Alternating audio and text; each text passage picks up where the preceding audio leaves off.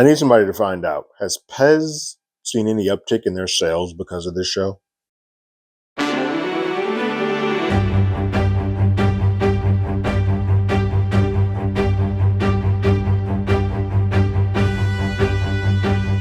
Hello, everyone. Terrence here with Hollywood Already Did It. If you haven't already, go ahead, like, share, subscribe to the channel, leave a comment, ring that bell below.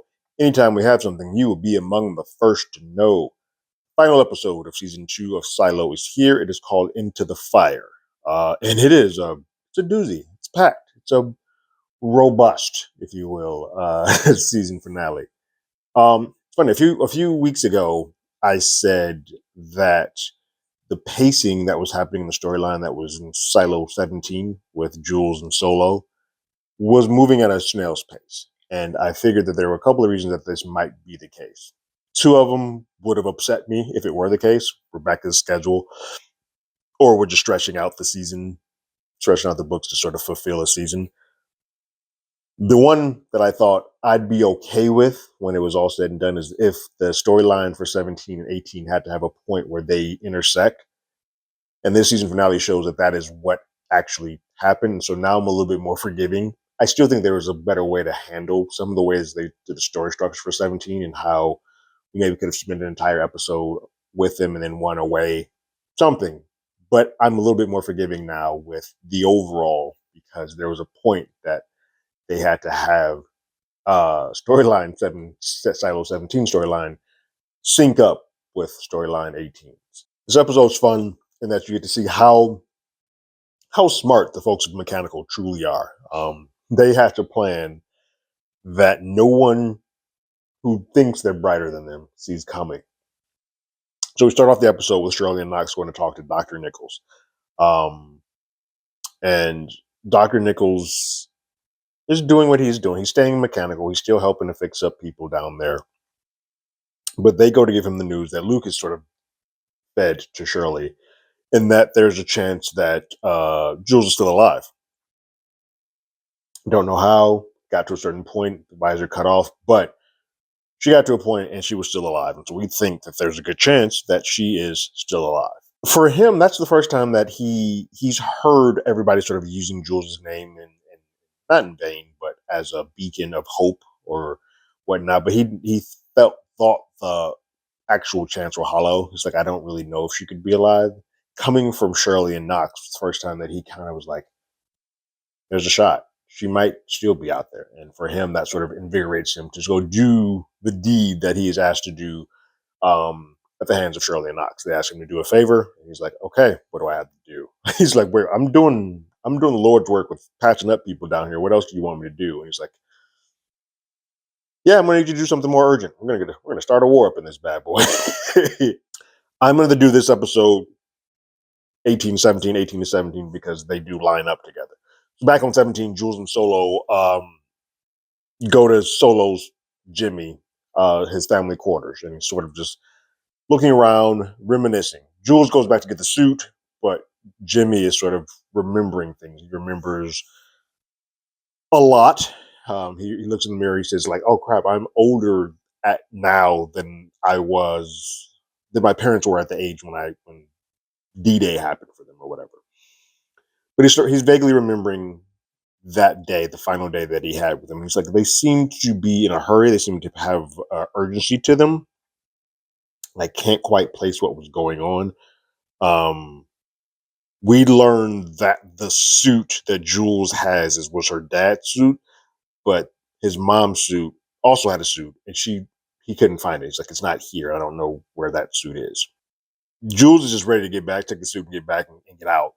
But Solo is still sort of remembering things. He finds a note that says safeguard procedures. And for him, that triggers more memories. And he immediately runs after Eater and Jules. Is like, hey, hold on.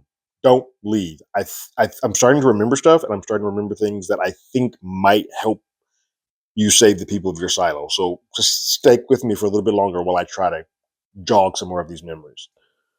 Back on 18, Lucas is making his climb back up from seeing basically Oz, if you will, but speaking to the protectors of the silo.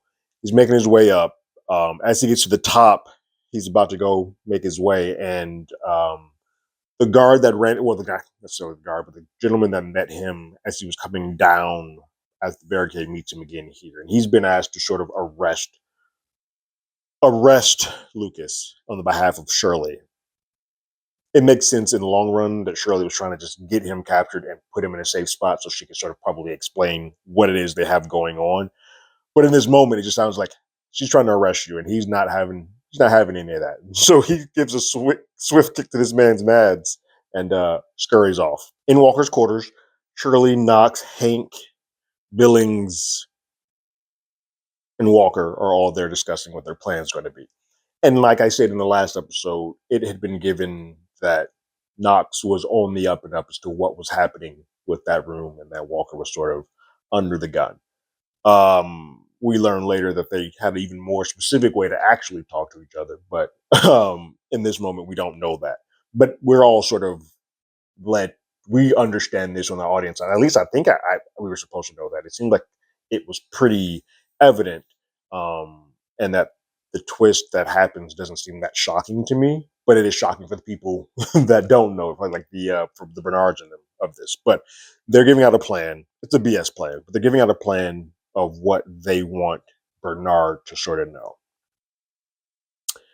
And it's basically that they are planning to send teams up to storm the barricade. Two sets of teams to storm the barricade. And while they're going up there to storm the barricade, they're going to have another team placing explosives on the generator to blow it up. That's the plan. And so Bernard's off to the race. Like, cool, I know what they're about to do. I'm about to F these dudes up. And so, because all this is for show, they clearly are going to have a plan that sort of alters that or goes against that. But Bernard springs into action. He calls in Amundsen. He's like, Amundsen, send every guard any raider that we possibly have, send them down to the generator to protect it and rile up and arrest every single person in mechanical that we can, and bring them to the new makeshift prison that I have built in this cafeteria. So that's his plan. Send all the raiders down, all of them, anybody you got, and then arrest every person you have. So the Raiders they start playing bully ball. The little gate that is blocking from one level to the other gets broken from the other end, actually harming somebody. They don't care at this point, and they just storm the castle, if you will. They start making their way down the silo, hemming up everybody they possibly can, arresting anybody that can, punching people in the face. Lucas gets a stray punch in the face because at the point that he makes his arrival up there, saying, I need to go talk to Bernard, they don't know who he is. He doesn't even need a chance to bring out his blue card. It's irrelevant at that point. He looks like he is coming up from mechanical, and he looks of the world of mechanical. So they're like, nope, knock him out. Knock him the hell out. We're going to keep going. There's a scene where Knox and Shirley sort of grab weapons as the guards are about to sort of attack them. They guard weapons and sort of stand side by side. And she says, are you with me? Well, he says, are you with me? And she's like, always, which bullshit. Because at the beginning of the season, they couldn't stand each other. So sure, I guess it seems cool to say, and it sounds pretty badass. Like, yeah, were you with me? Always. But we know that their history together didn't exist in the manner that it does now, both as compatriots in war or whatever, lovers, quote unquote, question mark. A battle ensues. Billings is arrested. Everybody gets arrested. It's just not, they're losing this war. But it's clear that they're playing a game of capture the flag, and they're trying to be captured.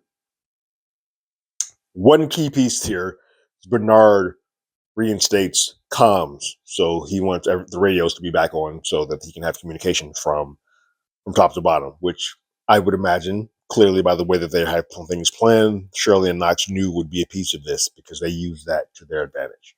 Off to the side, Rob and Camille are looking like, oh, okay, did we back the wrong horse? Like, what is going on? They delivered the message. We know that. And he's like, we may have backed the wrong horse, but we need to go ahead and get our stuff together because this looks like it's going to hell in a handbasket. They're concerned that if the message got out, that they delivered the message and then it got out that they were the ones that delivered it, they're going to be in a bad way and have to probably go out to clean. And it's like, we don't want to be in a position where our son sees us have to go out to clean. So let's start tightening up our defenses. Camille's like, I'll go get the kid. I'll meet you Rob's like, I'm going to go to the vault and see if I can get a hold of that key, just see if I can get any type of information as to what Bernard is hiding inside the vault. Back in 17, Jules and Jimmy dismiss Eder, who prefers to be known by her birth name, or the name that her parents gave her, called Hope. Um, they just don't want her there because Jimmy has some more information that he wants to tell her, and he doesn't want Hope to hear it. But Jimmy tells Jules that on the last day, he remembers that his parents were doing everything to try to prevent the safeguard. And he takes him a while, but he eventually gets around to the fact that um, whatever his parents did was to sort of protect the silo. He's like, I think if I can remember this stuff, I can give it to you so that you can protect your folks and so that they don't go out. And he's like, what I do recall is that people, you can see it, they were able to get outside and not die. Not initially, like they didn't die the second they hit out there, and they made it out. So there's something that my parents did to to to do that. He eventually gets to a point where he remembers that the safeguard is a pipe with poison in it. Someone in the comments mentioned that. We sort of came to the like, yeah, it makes sense that it's basically a failsafe to just kill everybody, or necessarily, I thought to an extent, wipe everybody's mind quickly, but it could just be like kill everybody and we'll just start anew. Um, but that was the goal, was to just kill everybody. That was a safeguard. His parents, put a cap on it so that it would not do so, so that it got people enough time to get up out of there. Um, and then they find a map to where the pipe leads to, where they think it's at, and it's at 14, where that is where Jimmy's mom worked. And it's a cute little thing, but Solo's like, do you think we should go look at it? And Jules is like, fuck yeah. Like, well, yes, of course, yes. Like, we should absolutely go do that. It's a cool thing to sort of see because it plays into later the way that Jules reads in the riot act. But there's a moment where Hope goes back to sort of reconvene with Audrey, Rick, and the kids, and they seem all happy and kind of content with the world that they are. But the second Hope walks into the room, it's like somebody just crapped in their cereal. They're like, "Oh, she's back. This half." The Raiders take the prisoners to the new prison that Bernard had them build in the cafeteria, and Shirley runs to Lucas and says, "Like, hey, what did you see down there?" She's like, "No, you don't want to know. It's not worth it. I'm not going to tell you." He's like, it doesn't matter anymore. It's it's clear that what he was told, and you see subsequently when he tells Bernard what's going on, that there's a helplessness that sort of occurs. You're like, I can't do anything. It's kind of like if you truly believe in God and whatnot, you get to a point where you're like, if you see him, and your decisions no longer matter. There, you are not. You going left may not matter because in the end of the day, someone's going to can always be like, well, you going left is irrelevant. I'm going to decide what happens, your fate, all of that stuff is already predetermined. I can wipe you out like this. I'd make sure what you do. I'd make sure you do the A to B to C to D. And it's sort of a both freeing and frightening thing that can hurt, that can happen with that. And I think that's sort of what happens to Meadows and all of them as they get that information. They sort of just go like, oh crap, none of this matters. We're stuck here, and this is just the way it is, and we have to sort of accept this. But you have somebody like Bernard who thought he was in control, who thought he had power, and then when he sort of gets the wool pulled off of from covering up his eyes, he's kind of like, well, wait, what? None of this matters. Like, I don't know what my point is in life. Like, I what am I doing here? It's interesting to see two different people who come from two different points of view in this silo, how they respond to the news that like we're just pawns in all of this. But in the prison with all the prisoners, Kennedy corroborates with someone that what Jules wanted them to see. He's like, hey, Jules wanted us in flash, and someone else is like, you're not crazy. I saw it too. I know Jules was going. And so you start getting this galvanized group. In addition, they're all within mechanical, but there's a subsector that kind of starts forming of the people who were like, Jules is alive. And I know what Knox and them all said, and I'm glad they got us to this point, but we need to go outside. Like, I want to see what she was talking about. Let's get outside now. And so that starts gaining speed while the plan that Shirley, Knox, and them have is still being sort of put into place. They take Walker, Shirley, Billings, and Knox to the cell with Carla, And Amundsen sort of lets out that Walker is the reason why they're all in this place, and she sort of sold them out. And Amundsen's like, well, now Carla and Walker, you guys are free to go. And Carla's like, I'm not going anywhere with you. She kind of shuns and rebukes Walker. And Walker's like, okay, can I go see Bernard? And I'm just like, for you, yeah, he'll gladly have your ear right now.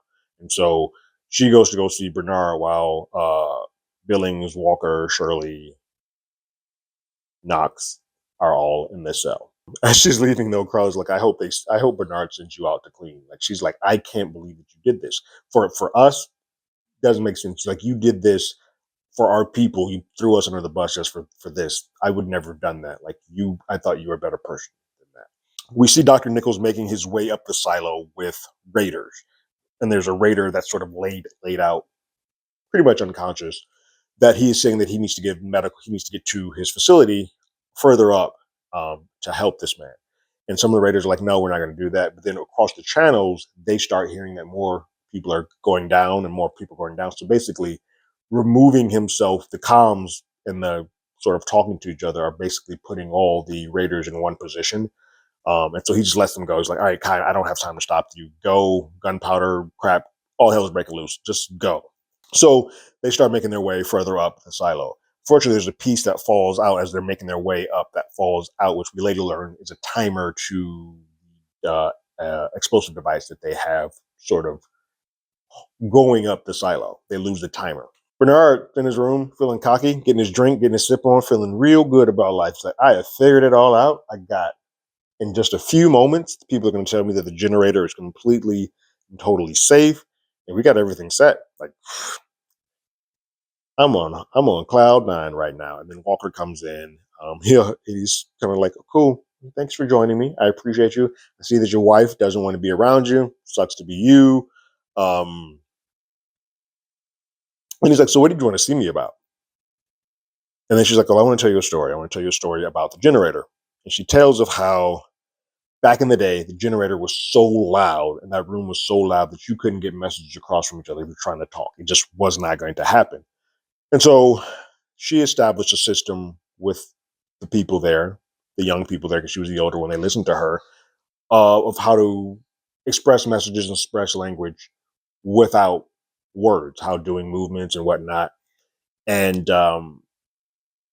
so the other day on camera, you thought you were hearing a conversation about one thing, but Knox and I were signaling a completely different thing that you just were not privy to. And Bernard perks up for a moment. He's like, okay, wait, hold on. Where are you going with this? And then Walker says, like, I put my personal feelings originally in front of my feelings for all of mechanical, and I'm trying to do now make up for that mistake. And I'm hoping to do that by rectifying what I did. I'm hoping to do that now.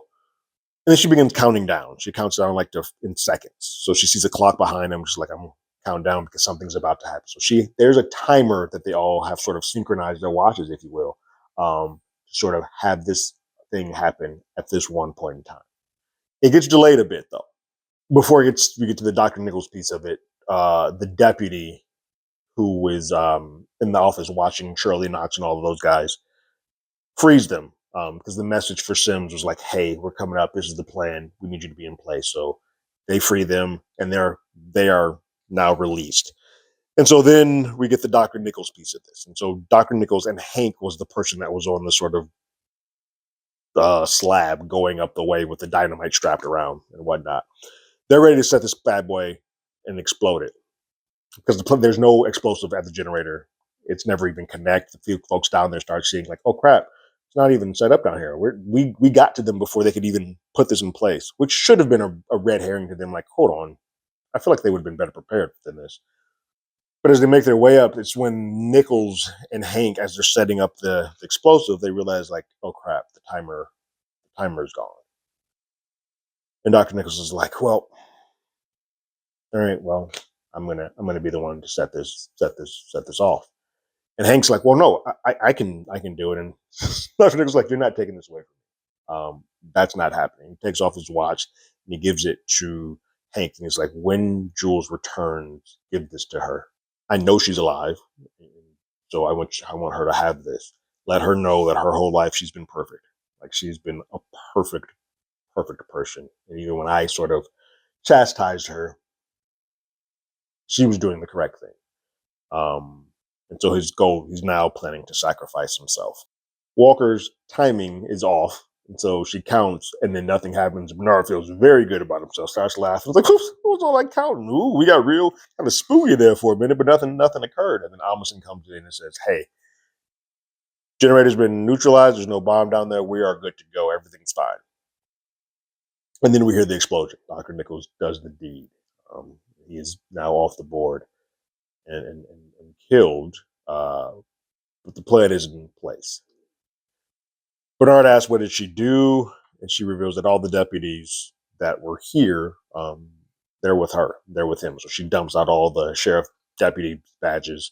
Just shows that all those people have not sworn allegiance to him anymore. They're now with Mechanical. Knox goes to free all the other prisoners and all the raiders. The explosion has basically trapped all the raiders down below the level of explosion. So there are no raiders up top anymore. And so they're down there with the generator, and no more sort of military personnel can be used against any of the folks in Mechanical. And Bernard asks Amundsen, well, how many raiders are still left up here? And Amundsen's like, you told me to sit in the house. None of them. No one's here. And so Bernard quickly tells him, like, hey, round up anybody that has any type of allegiance, that used to be a raider, that is formerly a raider, go get robbed. Like, find people that will swear at their allegiance to us, because we need to get some sort of order here going here. Back in 17, which is where it's important that these sort of merge together, they feel the explosion. So it's funny. They seem far enough away, but if an explosion as big as that occurs, it can be reverbed and felt in a silo 17. And so they feel it, and as they're making their way to 14 to see about the pipe, Solo's like, it's too late. You got to get out of here. You got to go now. Like, it's already started. You need to leave. So they start making their way back. Back on 18, Lucas finally finds Bernard and tells him what he saw, and feels like Bernard has seen a ghost. He feels like nothing he has ever done made any difference or mattered at all. And now he just wants to. It's like, why haven't I been able to go outside? Like, I've given up everything that I have to make this place what it is, and now none of that matters because there's somebody overseeing me that can just end this all like that. But yeah, Lucas tells him, like, we're dead. We're dead. It's all over. None of this matters. I solved the code. It's why Meadows stopped being your shadow. It's why I am no longer your shadow. I quit. I don't want it.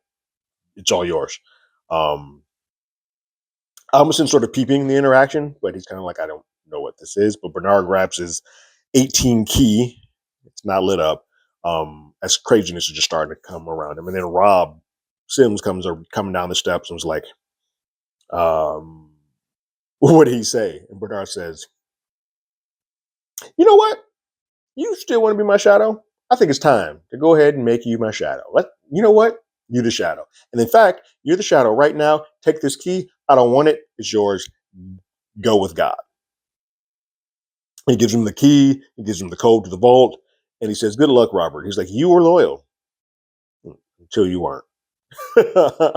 Jules makes it back to the vault in 17, and Audrey, Rick, Hope, and Solo are there. She's there to kind of look for some tape to seal the spots in the suit so she can actually get out of there.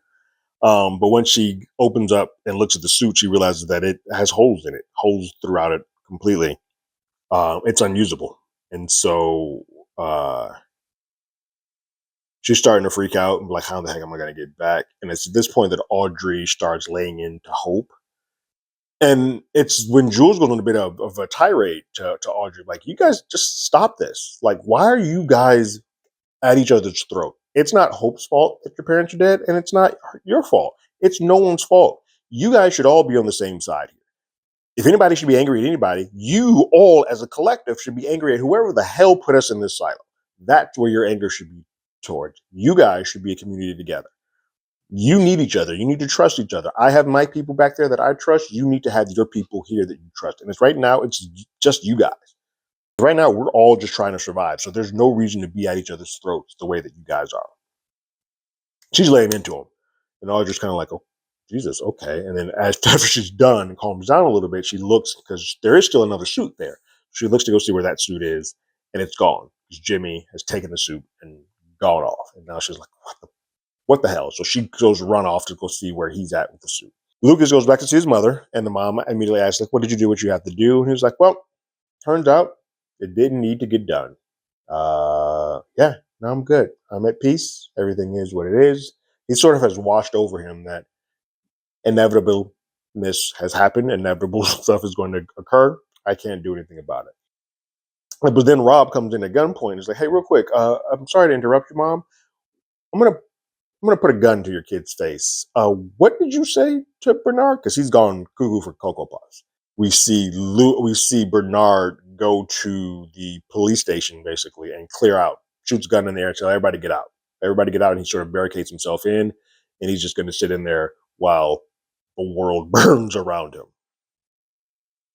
But back at Lucy's mom's house, a room, Lucas asks Rob, like, hey, are you the shadow now? It's like, yes, I am. It's like, well, you should go to the vault, see what you can. The code is this. And Rob's like, I know the damn code. Chill out. Relax. And it's like, well, you should go there now. He's like, and I do want to let you know that Bernard made a mistake. The key doesn't light up when something is going wrong, such as Nichols being appointed. It's not lighting up because it's over. Like, it's no longer going to give you a signal because none of this matters. You should go to the vault to see for yourself before it's too late. So Shirley and the team reconnect with Walker. Walker and Carla sort of have their moment. Carla's like, I knew you wasn't a complete sellout, even though she was, and she wasn't. But Walker lets them know that, hey, Bernard's gone and IT is completely ours. We can do whatever we want. When that happens, though, that sort of subsection that has started growing with Kennedy has now reached a peak where they've like, F it, Jules is alive, we're going outside. And so they start making their way towards going outside.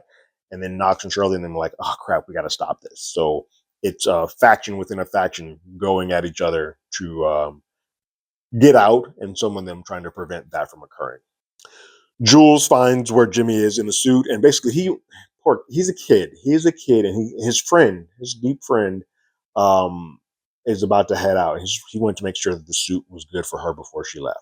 So he put the tape around the suit where the ceiling needed to be, and then he just jumped in the water. It's like, well, if water can't get in here, and I don't die, and I can stay under here as long as I can, you should be fine. There should be no air. You should be good to go.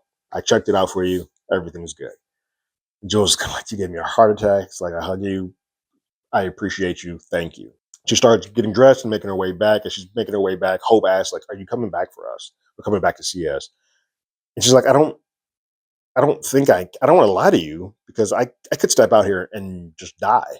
So I don't want to say that I am, but I will say that I will try to do everything I can to come back to you. But those are my people now. These are your people. Take care of each other. But those are my people. She then sort of like giving Hope some sort of self-confidence, some pep talks, like you a bad mother. So don't let anybody tell you otherwise. You are important and you matter. Jules finally suits up, and Jimmy sort of asks the same thing. Like, I know why you told them that BS that you're not coming back, but you are coming back, right? Because like you're my person now. And Jules says nothing will stop her from coming back. Again, I think in this moment she's just saying this to sort of, hey, I don't want to break your heart,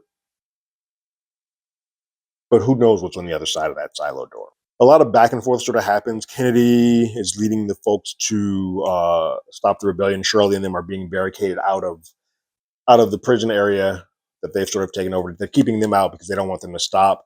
They're also a group that is trying to get into the police station where Bernard has sort of barricaded himself in. There's a melee happening. Everything sort of just calamity is ensuing. And then they look at the cafeteria screen. It's fitting that they're all back in the cafeteria again.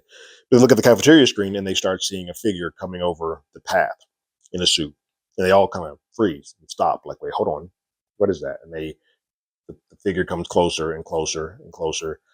And then they see that it's Juliet, cleaning. And they start celebrating. And you start seeing, like, oh my God, Jules is here. Like, Jules She made it out. Bernard hears the chant and kind of goes to the screen that's in the police station to see what's happening and sees that Jules is there, and then seeing that she's holding a sign that says, "Don't come out. It's not safe. The don't come out."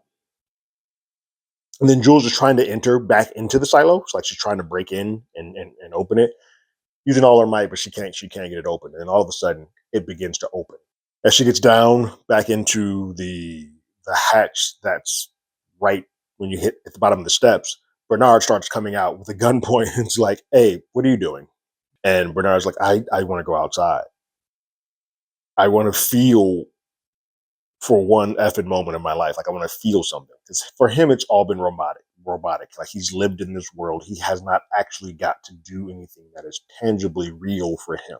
Even though he knows it all exists. He's in the problem that he knows it all exists, but he's had it taken away from him. So he has to live this life that he's been living. But also, he kind of wants to feel something before they just wipe them all out. It's like they can kill us at any point in time. I know they can end all of this.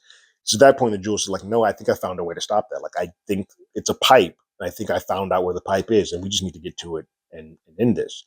It's at that point that the door behind them starts to close, and Jules makes a jump for it and gets in there, but Bernard tries to stop her because he's like, "No, you're going to burn because once they're in there, that door closes, and it's basically the room before you go back into the silo, which is kind of the burn room, where it's kind of get all the sickness and disease, anything that you may have brought in from the outside, it's kind of can come in there." And so they've just stepped into the fire, and then the season for them ends with the fires seemingly setting both of them ablaze, and that's how the stories for 17 and 18 kind of come together at the end of this season. Actually, though, there's a piece. Sims and Camille go to the vault with their kid, and the AI voice is like, "Well, what do you want?" And he's like, "I want to save the silos." Like, "Well, I want that too." And the voice says, "Well, to do so, you need to leave the vault and leave this with your son, and just Camille can stay." So Camille is the person they want to keep there. The two of you can get out. It's fascinating because I think we've all sort of heard and thought this whole time that out of the two of them, the person that's the doer, the person that you want to have on your side who gets crap done, is Camille. Rob is a blunt instrument that you point at things, and so AI is like, "I don't want any parts of you. You're useful to a point, but she can talk to you and get you to do what you need to do. For her, we want to talk to her. Leave her in here so we can give her all of this information and make her the next Bernard, if you will." We then see a flashback, which I've not read the books, but I do know that the third book in this series has no parts of Jules until the very end. That's what I'm told, like the last couple of pages. But it's very much a history lesson of how the silos were established. And so we see a sit down meeting between Helen, who was played by Jessica Henwick, and a U.S. congressman named Daniel, who's played by Ashley Zuckerman. And they are having a conversation. What appears to be, for one of them, a date, the other more so a sussing out conversation. But you hear the conversation basically talking about a dirty bomb. And I remember somewhere in there that Bernard said that the silos were formed 352 years after civilization. So we'll say that this is at least 350 some odd years beforehand. You see some Nixon stuff, so it's around that era. But the dirty bomb is brought up, and basically the positing of the idea of like, what can we do for civilization should everything fall. They go back and forth with each other, and then we see, because of her collegiate background, Helen is an Oregon Duck, that the congressman gives her a Pez dispenser of a duck, and that is the end of the episode. Why is that important? That Pez dispenser has sort of been the relic that has moved on and kind of fallen into the hands of everybody that has done something of importance with the silo. And it's clear that Helen is probably going to be, when it happens, when we get there, we get the flashbacks, probably going to be one of the first inhabitants of a silo of one of the silos, and thus that relic gets sort of passed on, and sort of we've seen it with George, thus with Jules, and we've seen it last with Sim's kid and Sim. So it sort of has been that kind of this gets passed to anybody who has a major importance to this world and the silo. And that's the finale. That's it. A good finale, a really strong finale. It doesn't hit as hard as I think the finale for season one did. Like that was like, oh my god, jaw opening. But it is still good, and it is does still leave me wanting more. Even though I think pieces of this season were a bit slow moving, specifically the stuff that happened in 17. It all came together pretty well, and I'm a lot more forgiving because it clearly was like we can't move Jules that far ahead before we're kind of like, well, why isn't she already there? If she leaves Silo 17 and makes her way back, why isn't it already happening? So you kind of need that moment to happen at the exact same time. Season three is going to be interesting because the book is mostly about the history of the silo, and I looked up a little bit that the showrunner is saying that we can't completely just ignore Jules and what's happening there. So I think they may try to splice in a little bit of what happens in four with three so that we don't completely lose the Jules piece. But I do think we're definitely going to see the making of the silo and the history and how it was all sort of put together, which should be fascinating and may lead to some answers about how things work and how things operate in the manner that they do. What did you guys think about the final episode of season two? Was it satisfying? Are you a little bit more forgiving with the pacing, or is it kind of just like, nah, I understand that they had to happen at the same time, still too damn slow? Go ahead and leave your thoughts and comments in the comments below. If you haven't already, you can follow us on X at HollywoodADI. You can hit us up on email at HollywoodAlreadyDidIt@gmail.com. We also have a podcast with the same name. That's on Apple Podcasts, Spotify, anywhere the place podcasts. We're there. We will have an episode about Wolfman going up probably within the next couple of days. But like always, I got my ticket. You got yours.